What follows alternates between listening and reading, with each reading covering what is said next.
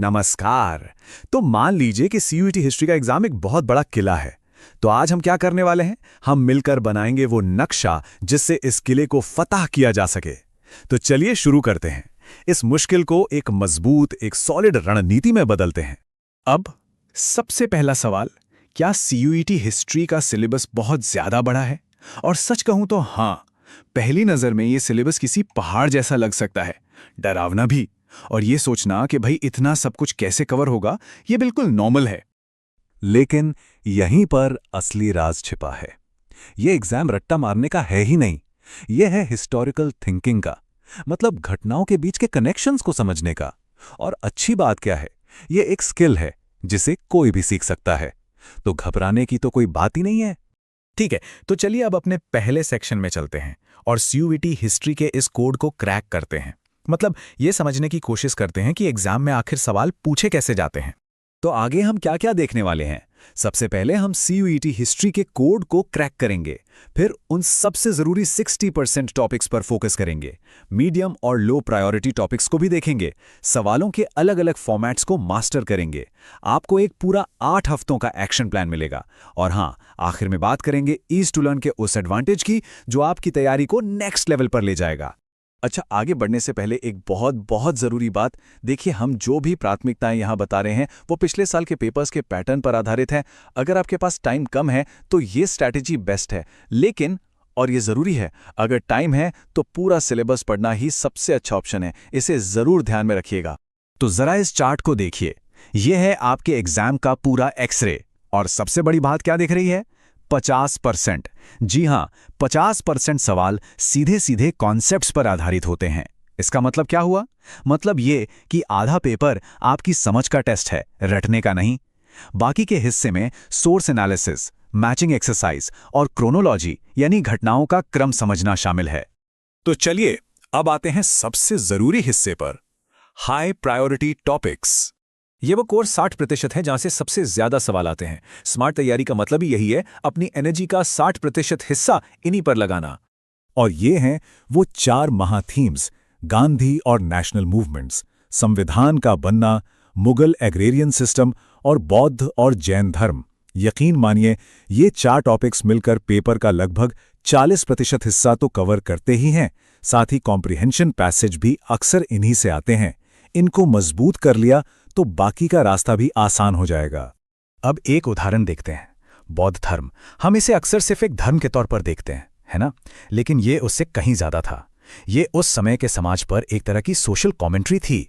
इसने उस वक्त के सामाजिक नियमों को चैलेंज किया, जातक कथाओं का इस्तेमाल किया मॉरल और सोशल बातें कहने के लिए, और यहां तक कि राजा की अथॉरिटी पर भी सवाल उठाए। इसका एक बेहतरीन उदाहरण है गंधतिंदु जातक कथा। अब ये कोई राजा प्रजा के अच्छे रिश्तों की कहानी नहीं है, नहीं, ये असल में एक खराब, एक दुष्ट राजशाही की सीधी सीधी आलोचना है। ये हमें दिखाता है कि कैसे उस जमाने में भी कहानियों के जरिए अन्याय के खिलाफ आवाज उठाई जाती थी। और दोस्तों, इसी को कहते हैं कॉन्सेप्ट को समझना, सिर्फ फैक्ट्स को रटना नहीं। ठीक है, तो हाई प्रायोरिटी टॉपिक्स तो हो गए। अब आते हैं मीडियम और लो प्रायोरिटी वाले विषयों पर। और इसका मतलब ये बिल्कुल नहीं है कि इन्हें छोड़ देना है, नहीं, बल्कि हम सीखेंगे कि इन्हें स्मार्ट तरीके से कैसे कवर करना है। मतलब कम टाइम में इनकी सबसे जरूरी बातें, जैसे कि घटनाओं का क्रम और जो खास कीवर्ड्स हैं, उन्हें कैसे पकड़ना है। अब जरा इस डोमिनो इफेक्ट को समझिए कि कैसे एक घटना दूसरी को जन्म देती है। देखिए, सबसे पहले परमानेंट सेटलमेंट आया। इसकी वजह से जमींदारों पर रेवेन्यू का बोझ इतना बढ़ा कि वो डिफॉल्ट करने लगे। फिर क्या हुआ? उनकी जमीनें नीलाम हो गईं, लोग बेघर हो गए। इसके बाद संथालों को जंगल साफ करके बसने के लिए कहा गया। लेकिन जब उनका भी शोषण होने लगा तो नतीजा क्या निकला? विद्रोह। सीयूईटी आपसे तारीखें नहीं पूछता, वो घटनाओं का यही कनेक्शन, यही क्रम पूछता है। अब इसी दौर का एक बहुत जरूरी कीवर्ड है बेनामी। ये आपको सोर्स बेस्ड सवालों में दिख सकता है।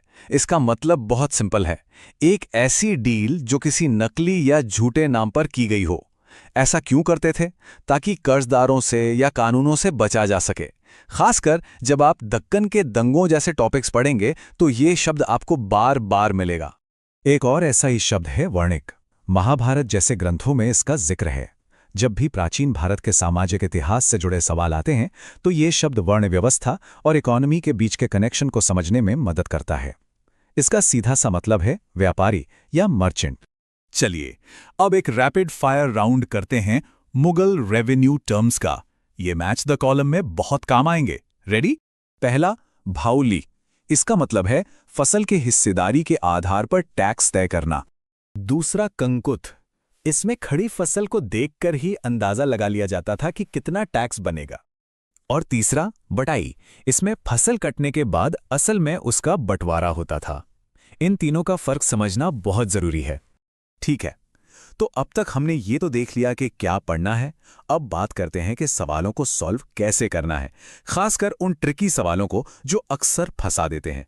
हाँ, तो ये सवाल इनमें से कौन सा सही नहीं है, ये सबसे ज्यादा गलतियां करवाता है ना। तो इससे बचने की एक सिंपल सी स्ट्रैटेजी है। 4 स्टेप्स हैं, ध्यान से सुनिएगा। स्टेप 1, जैसे ही सवाल में नॉट या नहीं दिखे उसे तुरंत अंडरलाइन या सर्कल कर लो। स्टेप 2, हर ऑप्शन को एक अलग ट्रू फॉल्स स्टेटमेंट की तरह देखो। स्टेप 3, जो 3 स्टेटमेंट सही हैं उन्हें एक एक करके एलिमिनेट कर दो, हटा दो। और स्टेप 4, जो आखिर में बचेगा वही आपका सही जवाब है। सिंपल। तो हमारे पास स्ट्रैटेजी हैं, टिप्स हैं, अब इन सबको एक्शन में लाने का टाइम है। तो पेश है आपका 8 हफ्तों का सॉलिड एक्शन प्लान। तो ये है आपका 8 हफ्तों का पूरा रोड मैप। इसे बहुत सोच समझकर बनाया गया है। देखिए, पहले 2 हफ्तों में हम सबसे ज्यादा वेटेज वाले टॉपिक्स यानी गांधी और संविधान को खत्म करेंगे। अगले 2 हफ्तों में मुगल और हड़प्पा जैसे बड़े टॉपिक्स को मास्टर करेंगे। 5वें और 6ठे हफ्ते में कल्चरल हिस्ट्री जैसे भक्ति सूफी और विजयनगर पर फोकस होगा। और सबसे जरूरी आखिरी के 2 हफ्ते, ये सिर्फ और सिर्फ रिवीजन के लिए हैं और अलग अलग कॉन्सेप्ट्स को आपस में जोड़ने के लिए। ये एक बहुत ही प्रैक्टिकल और मजबूत प्लान है। तो अब हमारे पास एक जबरदस्त स्ट्रैटेजी भी है और एक एक्शन प्लान भी है। लेकिन हम सब जानते हैं कि असली चैलेंज प्लान बनाने में नहीं, उसे फॉलो करने में आता है ना। तो सवाल ये है कि क्या कोई ऐसा तरीका है, कोई ऐसा टूल है जो इस पूरी प्रोसेस को आसान बना दे, जिसे हम ट्रैक कर सकें और जो हमारी तैयारी को और भी असरदार बना दे। और इसका जवाब है हाँ, यहीं पर टेक्नोलॉजी हमारी मदद करती है। ईज टू लर्न का AI पावर्ड CUAT प्लेटफॉर्म, इसे खास तौर पर इसी तरह की स्ट्रैटेजी को ध्यान में रखकर बनाया गया है। ये स्मार्ट तरीके से पढ़ने में मदद करता है ताकि हर मिनट की मेहनत सही दिशा में लगे। जैसे मान लीजिए आपको पता ही नहीं चल रहा कि कौन सा टॉपिक सबसे वीक है, तो इसका गैप फिक्सर फीचर आपको ठीक वही बताता है। या सोचिए आप देर रात पढ़ रहे हैं और कोई कॉन्सेप्ट समझ नहीं आ रहा, तो टोनी आपका 24/7 AI बडी आपकी मदद के लिए हमेशा तैयार है। और वो जो सबसे बड़ा डर होता है टाइम मैनेजमेंट का, उसके लिए है AI सिम्युलेटेड एग्जाम रूम। ये आपको बिल्कुल असली एग्जाम जैसा माहौल देता है ताकि आप टाइम के प्रेशर में भी सही और सटीक जवाब देना सीख सकें। सबसे अच्छी बात यह है कि आप अपनी प्रोग्रेस को ट्रैक कर सकते हैं। इसकी डिटेल्ड रिपोर्ट्स और एनालिटिक्स आपको साफ-साफ दिखाती हैं कि आप कहां सुधार कर रहे हैं। और जब आपका प्रोग्रेस ग्रीन में दिखता है ना, तो मोटिवेशन अपने आप बढ़ जाता है। और हाँ, ये स्ट्रैटेजी सिर्फ हिस्ट्री के लिए नहीं है। इंग्लिश, एप्टीट्यूड, इकोनॉमिक्स और दूसरे सब्जेक्ट्स के लिए भी हमारे बाकी विश्लेषण जरूर देखें। तो याद रखिए, CUET का ये किला बड़ा जरूर है, लेकिन सही नक्शे और सही औजारों के साथ जीत पक्की है। ईज टू लर्न के साथ आपकी मेहनत को इंटेलिजेंस की ताकत मिलती है।